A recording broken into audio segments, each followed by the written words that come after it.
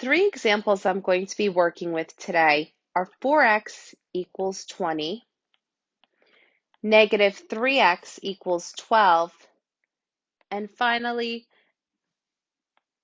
2/3 x equals 14. All right, so I'm going to show you two ways to solve these three linear equations. The first way, you can see that the operation going on between 4 and x is multiplication. So if we want to solve, we want to work with the opposite operation, which is division. So what we're going to do is we're going to take the 4x and divide by 4. And whatever you do on one side, we're going to do to the other as well. And we'll end up with 4 divided by 4, which is 1x, and 20 divided by 4, which is 5. Now method 2, we can take 4x equals 20 and we can multiply by what we call the reciprocal. The reciprocal, or the flip of 4 over 1, is 1/4. And whatever you do to one side, you're going to do to the other. So we'll have 1/4 of 4, which is just 1x, and 1/4 of 20, which is 5. So you can see either way that you work out this problem, that you're going to end up with the same exact answer. Now, in some cases, you might want to just simply divide by 4, just because it seems like it's a quick way to get to the final answer. But you can see with examples like number 3, multiplying by the reciprocal will be a much quicker way to dealing with that fraction. So let's look at number 2. If I approach this problem, I look at this and I say, well, that's negative 3 times x.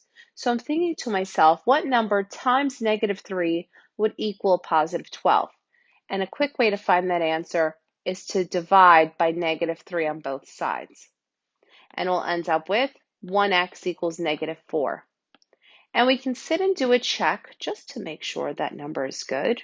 Let's check. Negative 3 times negative 4 does in fact equal positive 12. So looks good. We're going to move on to the last example. 2/3 x equals 14.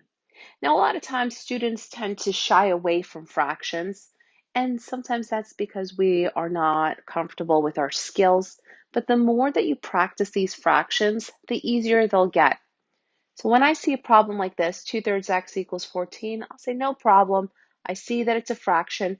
I'm going to go ahead and multiply by the reciprocal, or the flip of that fraction. And I'll end up with 3 over 2. And I'll multiply that same number on the other side as well.